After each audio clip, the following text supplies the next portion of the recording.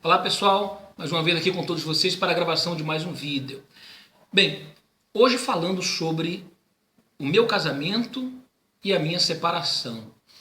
No vídeo anterior eu falei sobre a minha ex-esposa. Então isso caracteriza que eu me separei. E quando aconteceu essa separação? No ano de 2007, exatamente no dia em que eu pedi o meu desligamento do quadro de pastores e bispos da Igreja Universal do Reino de Deus. Bem, antes de falar sobre a separação propriamente dita, deixa eu voltar aqui para o início, tá? Antes do casamento.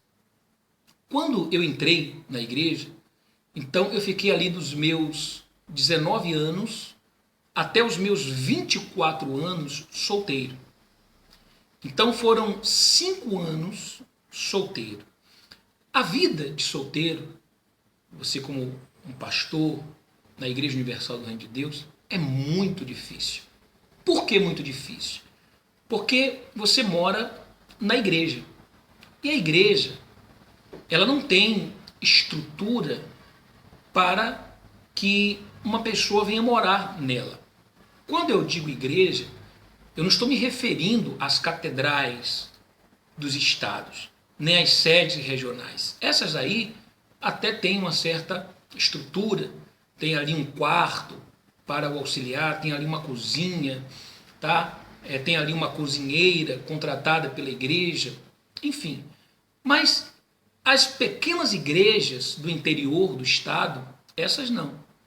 Essas são igrejas que normalmente têm um salão, um quadrado, um galpão, tá? E ali tem um banheiro masculino e feminino. Às vezes tem um escritório, quer dizer, uma sala que seria ali um escritório para o pastor.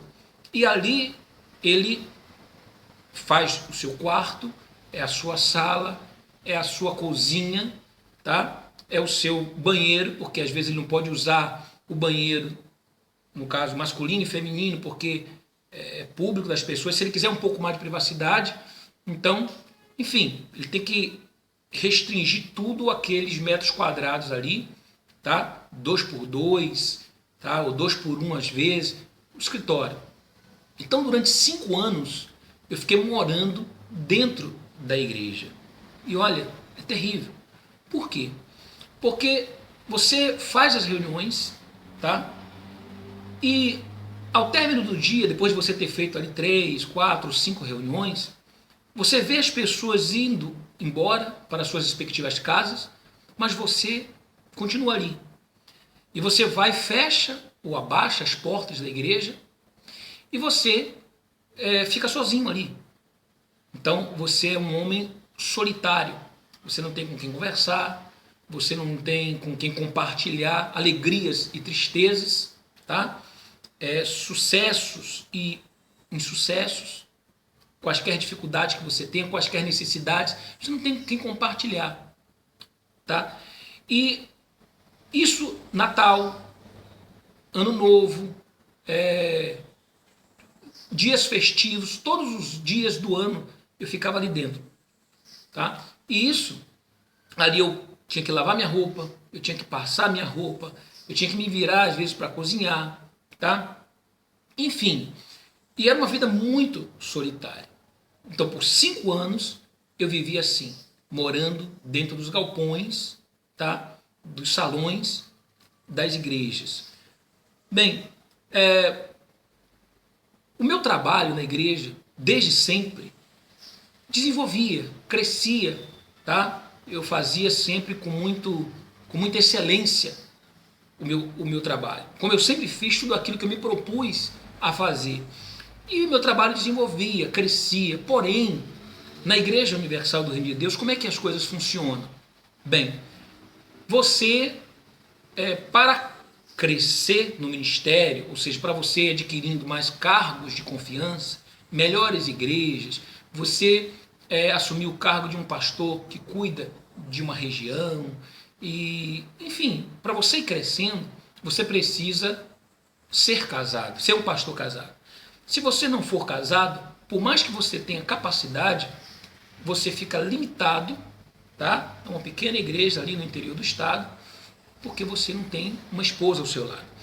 E isso tem um lado positivo, é claro, tá? Porque você precisa realmente de uma companheira para lhe ajudar nessa caminhada da vida, tá certo? Para você suportar os reveses, os temporais, as tempestades, as adversidades. Você precisa disso, tá? Mas por outro lado, isso me causava uma ansiedade em ter que ter uma esposa, em ter que casar. Por quê? Porque senão o meu ministério nunca ia desenvolver. E isso me levou a fazer uma escolha precipitada, tá? Eu diria uma escolha precipitada. Não é uma escolha, não foi uma escolha errada, porque eu não posso ser leviano e chegar aqui e dizer que a minha ex-esposa tratava-se de uma pessoa má ou sem caráter ou qualquer outro adjetivo negativo. Não, eu não posso falar isso, tá? Porém, não era a pessoa ideal para mim. Nós tínhamos maneiras de pensar diferentes. Nós tínhamos comportamentos na nossa convivência diferentes. Tá? Nós tínhamos, como que se chama? Incompatibilidades. Incompatibilidades. Então, nada relacionado ao caráter, mas ao jeito de ser de um e do outro. E isso levava a muitas discussões, tá? De relacionamento, que o pessoal chama de DR, né? Então, muitas discussões de relacionamento. E essas simples discussões de relacionamento fazia com que já me incomodasse, porque eu queria estar no altar sempre fazendo um trabalho perfeito. Eu era muito perfeccionista, então eu queria as coisas certas. Então eu não queria jamais estar no altar pregando uma coisa que eu não estivesse vivendo, certo? Não que eu estivesse vivendo nada de errado, mas esse simples fato de algumas discordâncias de pensamento, de posicionamento, isso já me inquietava.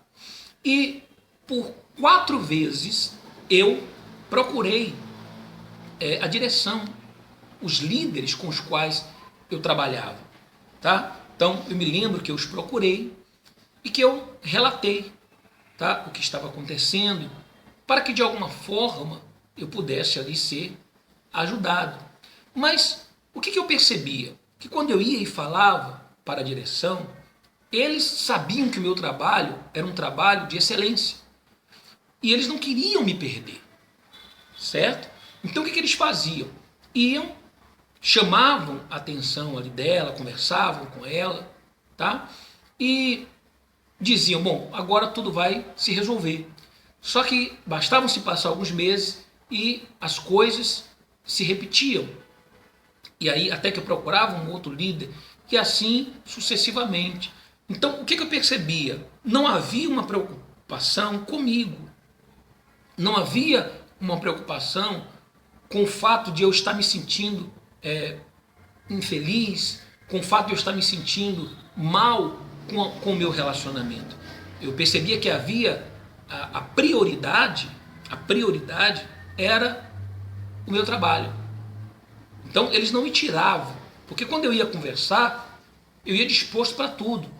Se eles quisessem me tirar, me afastar do quadro de pastores, eu estava disposto a tudo.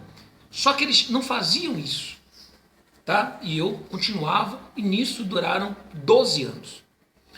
Quando eu tive todo esse problema relacionado à minha decisão em sair da igreja, então eu me lembro que eu chamei o bispo do estado, que era o bispo Emerson Carlos, lá no Rio Grande do Sul, e falei com ele que eu queria me desligar. Ele ainda tentou fazer com que eu desistisse, tá? Perguntou se eu não queria conversar com o bispo Romualdo, eu disse não. Você não quer conversar com o bispo Renato Maduro, que você considera como um pai, você disse que ele te considera como um filho? Eu falei não, e fui incisivo, tá? No meu posicionamento de me afastar. E eu já havia conversado com ela que eu iria sair.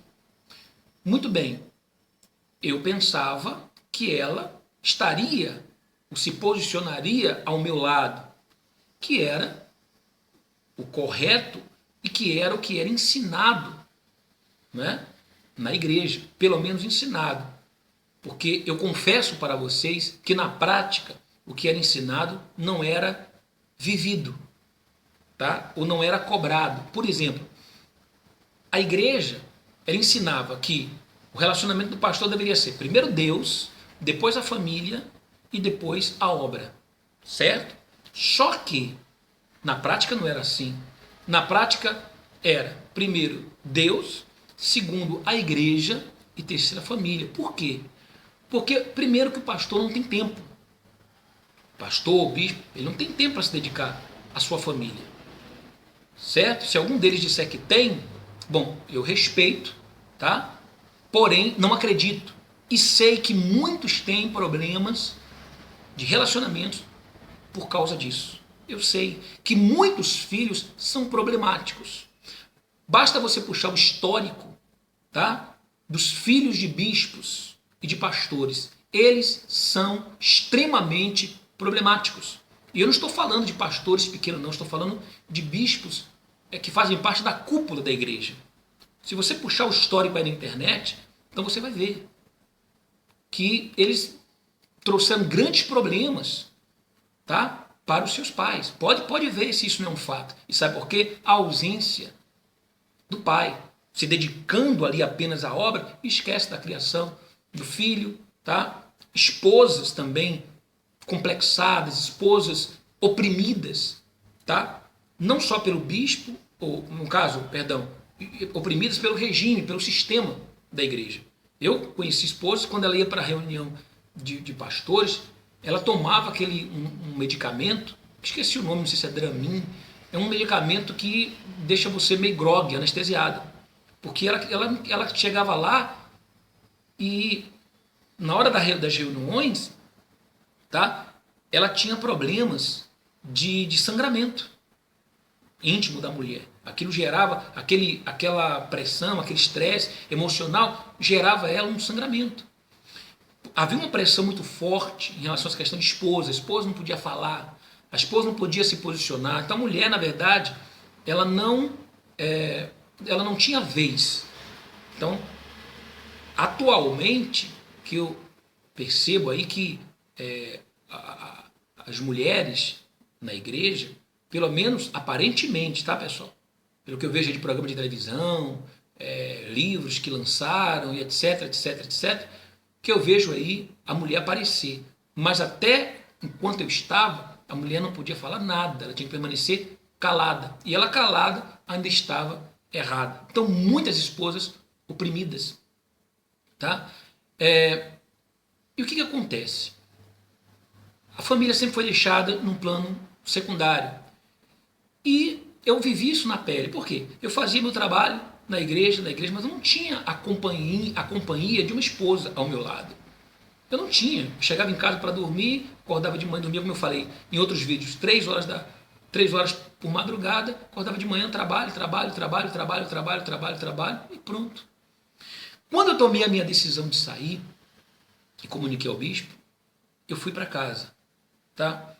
Ele mandou chamar a minha ex-esposa para conversar com ela. Então eu conversei com ele sozinho e ele a chamou para conversar com ela sozinho. Quando eu estava em casa, de repente ela chegou e, para minha surpresa, ela chegou assobiando. Ela estava assobiando uma canção. E aquilo me assustou. Por que me assustou? Ora, eu tinha acabado de pedir o meu desligamento, tá? Ela foi conversar com o bispo e ele comunicou que eu havia pedido o meu desligamento e ela chegou em casa assobiando. Naquele momento, eu já sabia que o que ele havia falado para ela era algo que a tinha deixado confortável, tinha feito com que ela se sentisse confortável. Alguma segurança ele passou para ela, havia passado para ela. Isso era típico, característico da igreja fazer. Tipo assim, olha, ele vai sair, não vá com ele. Deixe ele sair sozinho. Fique aqui, que nós vamos te dar apoio. Nós vamos te dar aqui um emprego, nós vamos deixar você morando na casa que você está morando. E no caso dela, e em muitos outros casos, até dizem o seguinte, disseram para ela, olha, nós vamos casar você com um homem de Deus. Naquele momento, isso tudo passou rápido na minha cabeça. Pelo comportamento dela, eu sabia que isso tinha acontecido. Tanto é que ela chegou em casa e falou, olha, você pode ir que eu não vou. Você pode ir, que eu não vou. Eu falei, tá bom, tudo bem. Até porque não me servia mais como esposa. Uma pessoa que, no momento mais difícil e crucial da minha vida, me virou as costas, escolheu ficar com a instituição, igreja, e me abandonar. Então, isso aí mostra, na verdade, que Deus foi bondoso comigo, tá? De tirar do meu lado uma pessoa que, se não fosse naquela situação, em uma outra pior também, pularia fora do barco. Então, graças a Deus por tudo, certo? E eu tomei a minha decisão de pedir o meu desligamento. Tudo bem. No outro dia, pela manhã, certo? O bispo marcou comigo às 10 da manhã. Quando eu cheguei lá, ele já estava com um advogado ao lado dele. E ele pegou 6 mil reais, entregou nas minhas mãos, que era a minha quinzena. Isso era dia 10 de setembro de 2007. Dia 15 vencia, de 15 em 15 eu recebia. Então ele pegou 6 mil reais, me entregou e pediu que eu assinasse o desligamento da igreja. E eu falei assim, olha, eu vou assinar aqui o desligamento e só vou pedir aqui uma coisa para o senhor, não desampare ela. Que o senhor não desampare ela. Por que eu pedi isso? Porque eu fui testemunha de muitas esposas que foram desamparadas. Eu me lembro um caso de um pastor Ferreira, lá no Rio Grande do Sul mesmo. Esse pastor Ferreira era um senhor já, idoso, e ele veio a falecer. E uma coisa que me chocou muito, não só a mim, mas muitos naquela época, tá? Que esse pastor, ao falecer, a esposa dele foi colocada na cozinha, de cozinheira. Era um pastor antigo, anos da sua vida dedicado ali ao ministério, e a esposa dele foi jogada numa cozinha, nada contra as cozinheiras, certo? Mas ela foi jogada lá. Mas o pior de tudo, começou a passar necessidade, começou a passar privações. E eu vi obreiros se reunirem ali na igreja sede do Rio Grande do Sul, tá? E quem está me assistindo agora do Rio Grande do Sul sabe o que eu estou falando, para dar cesta básica, alimentação. Eu tirei do meu bolso para ajudar a essa esposa. Então, era triste ver aquilo. Uma pessoa com muitos anos de serviço prestados, tá? E ser tratada assim. Aliás, a Igreja Universal do Reino de Deus, ela tem essa característica de ser desumana com aqueles que contribuíram, sabe? Com o trabalho dela, que anos dedicaram a sua vida a vestirem a camisa, se engajarem na causa, e ela trata assim. Eu fui tratado assim. Eu vou chegar na parte aonde, quando eu saí, como é que eu passei a viver? Certo? Vocês vão ficar chocados. Vocês vão ficar chocados. Mas ainda aqui, me mantendo nesse assunto, eu fui, assinei e fiz esse pedido para ele. Eu não pedi nada. Eu falei, eu não quero nada da igreja. Peguei aqueles 6 mil reais, certo? Que era a minha ajuda de custo, da minha quinzena. Assinei o termo. E do lado tinha um advogado. E ele falou assim, olha, Natan, já que vocês estão se separando, então assine também aqui uma procuração para que o advogado dê andamento ao processo de separação. Não deu tempo nem de esfriar o defunto. Não é assim que fala? Não deram tempo nem para o defunto esfriar. E sabe o que eu fiz naquele momento? Eu pensei, bom, se ele está aqui fazendo isso, é com autorização dela. Então, se é com autorização dela, me dá aqui o documento. Eu assinei. Assinei o termo. Sabe? A procuração. Pronto. Isso foi em setembro. Vim embora. 3 meses depois, ela já estava casada com outro pastor, tá? Da Igreja Universal do Reino de Deus, com o qual ela está casada até hoje. Certo? Por que eu estou relatando isso? Porque existe uma prática da igreja que é muito triste, é lastimável. O que ela faz? Quando um pastor, um bispo sai, e principalmente se esse bispo ele tem renome, ele tem um bom nome, uma boa imagem, o que ele faz? Às vezes quando ele sai, a igreja tem receio de que ele saia e abra uma igreja, um trabalho, sabe? Como aconteceu aí com Valdemiro Santiago. E leve os membros da igreja, leve os obreiros, leve os pastores. Então ela tem medo. Eles sabiam que eu estava voltando para a Bahia. Eles sabiam que na Bahia, então eu era muito querido aqui na Bahia, muito querido. E eles com medo, o que eles fizeram? Trabalharam na mente dela para que ela não viesse comigo, para que ela não ficasse ao meu lado. Por quê? Uma vez eu saindo, separado, então a minha imagem ficaria arranhada, tá? O meu nome enfraquecido. E eles teriam ali munição para me bombardear. Olha, ele separou da esposa, olha, ele traiu a esposa, olha, ele não é homem de Deus, olha, ele caiu. Você compreende como é que as coisas funcionam? Então, foi exatamente isso o que aconteceu. 3 meses depois, ela estava casada. 3 meses depois. Certo? Eu vim embora, as minhas malas ficaram para ser enviadas depois. Quando eu recebi, eu fui buscar aqui na transportadora, então, ao invés de malas, tinham caixas de papelão. Ela tirou tudo da mala e colocou dentro de caixas de papelão. As fotografias, tá? Nossa, que ela mandou todas cortadas de tesoura. Então, tirou a parte dela e mandou só a minha parte. Bem, isso aí são detalhes que eu respeito, não tenho nada contra a pessoa dela, respeitei a decisão dela, espero que ela seja feliz. E quando eu soube, na verdade eu só soube 1 ano depois que ela já havia se casado, quando eu soube disso, eu fiquei feliz. Sabe por quê? Porque a partir do momento em que ela se casou novamente com o pastor da Igreja Universal e continuou o trabalho, eu já não me sentia mais responsável por qualquer situação difícil que ela passasse. Ela não poderia mais me culpar, sabe? Embora quando eu saí eu pedi que ela fosse priorizada. Eu iria sair, iria passar o que tivesse que passar, como passei. Tá? Porque a decisão de sair estava sendo minha. Eu não queria puni-la por causa disso. Certo? E eu pedi para que ela não fosse desamparada. Mas mesmo assim, na minha consciência, eu continuava me sentindo responsável. Mas graças a Deus que tudo correu bem para ela.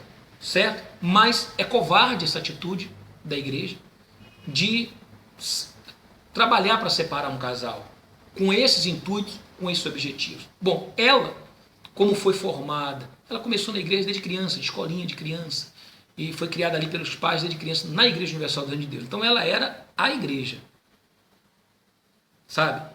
Em primeiro lugar, a igreja. E aí aquele ensinamento, primeiro Deus, depois a família, depois a igreja, na prática não funciona assim. Porque a própria igreja, depois, ela te ensina diferente, a agir diferente. Certo? Tanto é que, por exemplo, você sabia que um pastor, o bispo da igreja, ele assina um termo e registra em cartório que se ele morrer em um determinado estado, a igreja não transfere o corpo dele para o estado de origem dele, o estado natal onde está a família. Você sabia disso? Aí eu pergunto para você, e se a família não tiver condições de se locomover até lá? Porque ela não quer transferir o corpo. Também passagem para a família aí ela não dá. Quantos casos eu conheço de esposas de pastores e pastores que o pai ou a mãe morrem e a igreja não autoriza? Se tiver numa campanha de Israel, se tiver no meio de algum trabalho, eles não autorizam. Isso é desumano. E quantas das vezes eu, como bispo, eu tinha que suar, brigar para que aquele pastor, para que a igreja liberasse, autorizasse uma passagem para que ele viajasse. Os pastores sabem o que eu estou falando. Membros e obreiros não sabem, os pastores sabem.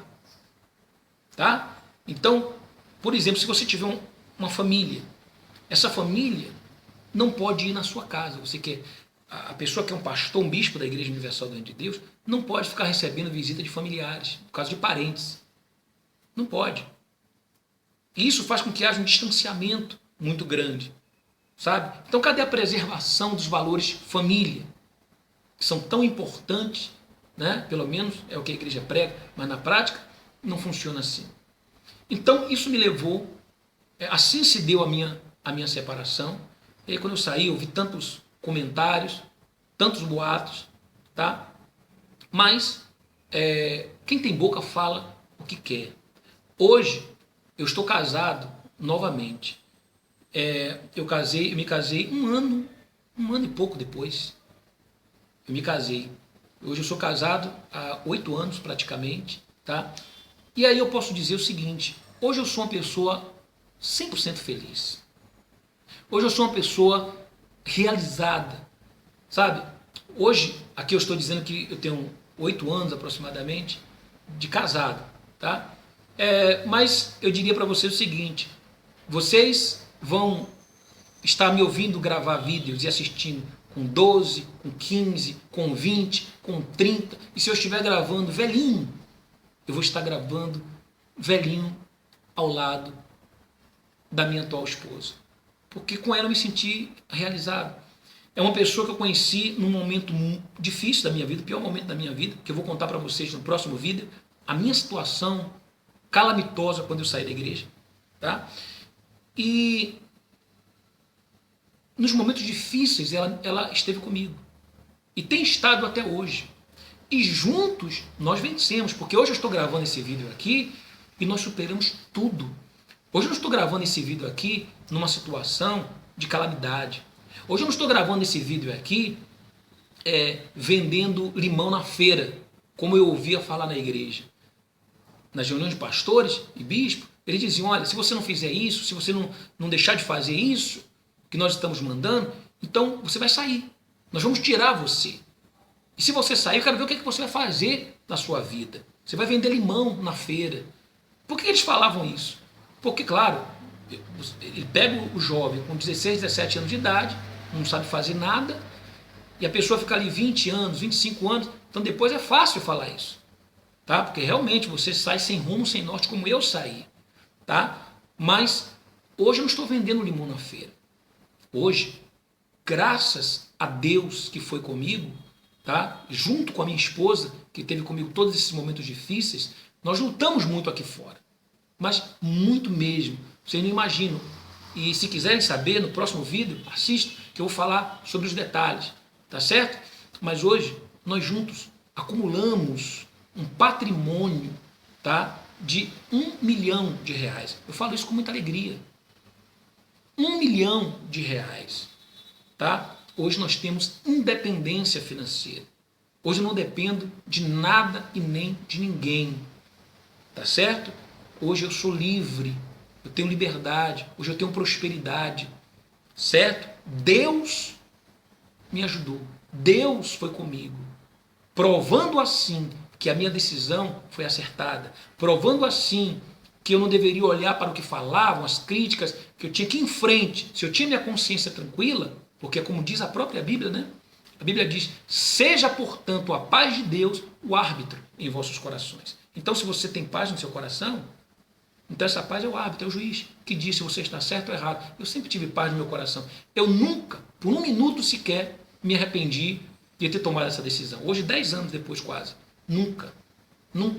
Foi a decisão mais certa que eu tomei em toda a minha vida. Tá certo? Então, no próximo vídeo eu vou falar mais acerca desse e de outros assuntos. Tá bom assim? Clique aqui, olha, no link que está aqui abaixo ou em cima e você vai ter acesso ao próximo vídeo, tá bom? E saiba que os melhores anos da sua vida ainda virão.